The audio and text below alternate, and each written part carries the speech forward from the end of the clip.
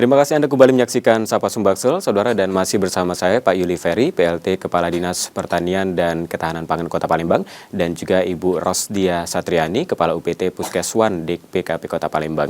Baik, kita lanjutkan lagi. Ini saya melanjutkan lagi pertanyaan tadi ke Bu Rosdia, begitu Bu ya. Nah, terkait dengan penyakit yang tadi Bu katakan ada lagi penyakit yang namanya LSD begitu. Nah, sempat di tahun-tahun sebelumnya ini kan PMK juga marak begitu dan masyarakat juga khawatir apakah ini menular ke masyarakat, ternyata tidak kan PMK. Nah, untuk LSD ini sendiri seperti apa penyakitnya? Apa menular ke masyarakat atau ciri-cirinya lain seperti apa, Bu?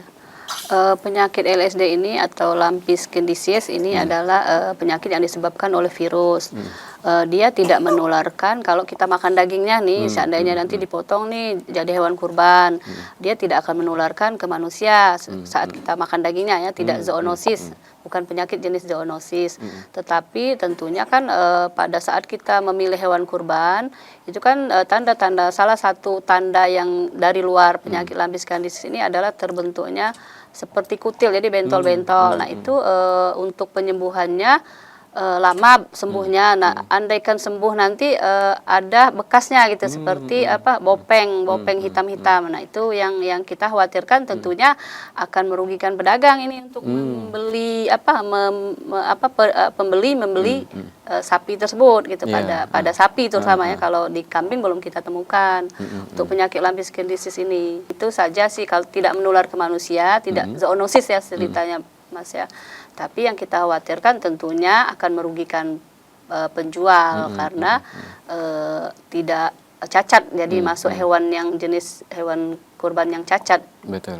Penampilannya karena ada bentol-bentol tadi. Baik, ini juga berarti masyarakat juga harus teliti juga begitu. Nah, ini saya ke Pak Yuli lagi Pak. Nah, apa saja yang masyarakat perlu perhatikan begitu di hari penyembelihan?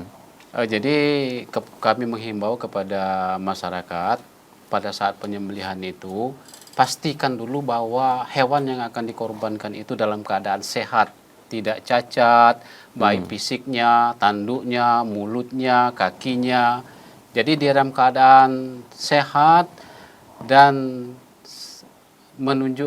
tidak menunjukkan gejala-gejala adanya penyakit yang ada pada sapi tersebut, ataupun yang mencurigai, ya dicurigai adanya penyakit yang ada pada sapi tersebut. Jadi untuk itu kami mengharapkan kepada masyarakat kalau ingin menyembelih sapi bisa kontak kepada kami, nanti kami akan berikan kontak personnya. Semisalnya ragu-ragu bahwa sapi tersebut apakah sehat atau tidak sehat gitu Pak. Baik. Artinya ada hotline untuk melapor begitu apakah hewan ini layak atau tidak. Nah, boleh disampaikan di mana ini masyarakat bisa menghubungi begitu Pak? Ada nomor handphone kah atau bagaimana?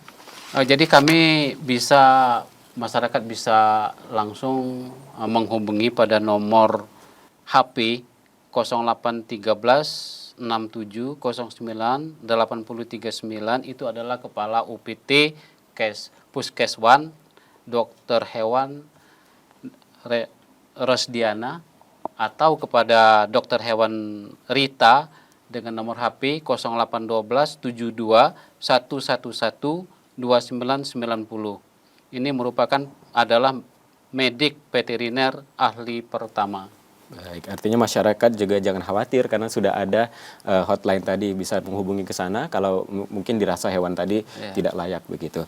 Baik, saya ke Bu Rosdia lagi Bu. Nah ini mungkin nanti kan daging hewan kurban ini dibagikan kepada masyarakat. Nah, adakah tips kepada masyarakat agar aman mengkonsumsi daging hewan kurban ini Bu?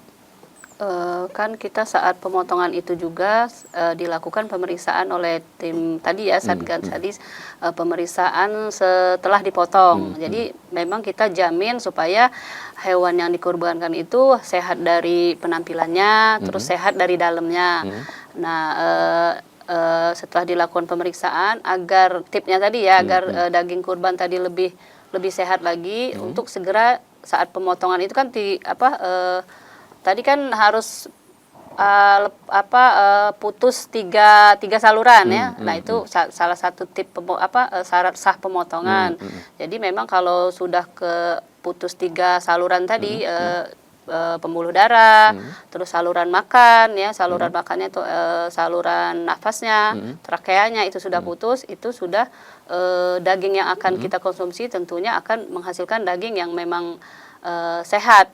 Nah, untuk itu makanya daging setelah dipotong itu baiknya segera dibagikan kepada masyarakat. Terus saat kita memberikannya sebaiknya sih kita gunakan kemasan yang tidak bersifat karsinogen yang akan menyebabkan menjadi penyakit gitu. Misalnya kayak kemasannya tidak boleh lagi kita menggunakan plastik kantong kresek yang warna hitam itu kan. Betul. Itu ada yang agak bawa daur ulang ya. Daur ulang. Nah, itu sebaiknya diganti dengan plastik yang putih yang tidak bersifat karsinogen. Atau yang salah transparan satunya. gitu, Bu, ya. Ya, atau sekarang sudah sering ada bakul kayak gitu ya, atau ya iya, yang betul. jelas yang tidak bersifat karsinogen kita segera dalam kemasan daging tersebut. Dan juga harus Mungkin tetap itu. fresh begitu dagingnya Ya, agar tidak ya. cepat busuk. gitu. Daging ini kan sifatnya kan mudah busuk ya tadi. Makanya kalau dimasukkan ke freezer itu kan tahan. Makanya sebaiknya tidak usah dicuci kalau memang belum akan dikonsumsi. Kita langsung simpan ke freezer. Nanti kalau mau digunakan baru kita cuci. Oh, Sebaiknya baik, gitu. Dan dipisah. Oh ya, satu lagi Mas. Dipisah antara daging dan jeroan. Saat pembagian itu harus kita pisah nih. Jangan dicampur dengan jeroan karena jeroan itu kan sifatnya mudah membusuk. Betul. Jadi nanti dalam pembagian juga mungkin panitia lebih baik Kak. Sebenarnya sih kalau kita pantau selama ini mereka sudah mengerti. Tapi ada juga yang belum nih. Biar irit kali ya, biar hemat. Jadi digabung nih ada jeroannya di dalam daging. Sebaiknya sih tidak usah dipisah gitu loh. Baiknya dipisah. Daging dan Baik, jeroan. ini tips yang sangat bermanfaat dari Itu Bu tuh, Rosdia begitu ya. Semoga Ya. masyarakat juga lebih aware begitu dan Ya. bisa langsung menerapkan tips tadi begitu. Ya, ya. Baik, nah saya ke Pak Yuli lagi ini Pak. Selain pengawasan pada saat menjelang Idul Adha ini, apakah dilakukan pengawasan rutin begitu Pak? Jadi kami dari pemerintah Kota Palembang itu sudah menjadwalkan adanya pemeriksaan rutin, pemeriksaan rutin ke pasar-pasar terhadap barang dagangannya.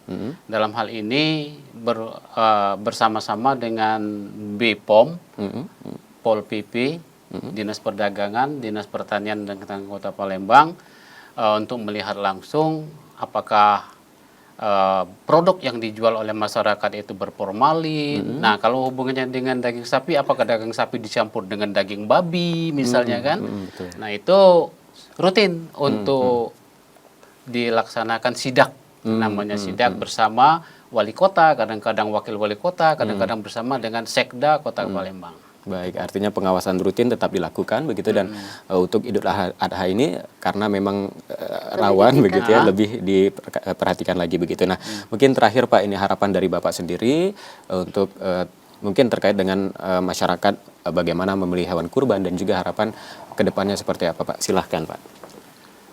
Kami menghimbau kepada masyarakat untuk membeli hewan kurban yang dalam keadaan sehat. Ciri sehat bahwa dia memiliki fisik yang kuat, tidak ada tanda-tanda penyakit, baik itu keluar dari mulut ataupun dari pasesnya. Dan yang kedua, kami sekarang sedang memiliki program Palembang bebas rabies tahun 2024. Untuk itu kami menghimbau kepada masyarakat, kami telah melaksanakan membentuk tim 6 tim di Dinas Pertanian untuk memeriksa dan memvaksinasi rabies dan vaksinasi PMK di seluruh Kota Palembang. Jadi mulai dari kelurahan, kecamatan sampai ke masyarakat. Untuk itu kepada masyarakat untuk melaporkan hewan peliharaannya agar dapat divaksin oleh tim-tim kami yang ada di lapangan. Baik. Terima kasih Pak Yuli Ferry, PLT Kepala Dinas Pertanian dan Ketahanan Pangan Kota Palembang, dan juga Ibu Rosdia Satriani, begitu Kepala UPT Puskeswan DPKP Kota Palembang. Terima kasih atas perbincangan hari ini dan semoga masyarakat ini lebih memahami lagi seperti apa hewan kurban yang layak dikonsumsi begitu dan layak dijual juga begitu. Baik. Dan Saudara, informasi tadi menjadi akhir dari Sapa Sumbaksel hari ini. Tetap saksikan Sapa Sumbaksel setiap Selasa dan Kamis pukul 6.30 hingga 7 pagi. Dan bagi Anda yang ingin berbagi informasi, kritik ataupun saran, dapat mengakses media sosial kami di @kompas.tv Palembang. Akhirnya, saya Robiansa pamit, selamat beraktivitas dan tetaplah menyaksikan Kompas TV, independen, terpercaya. Sampai jumpa.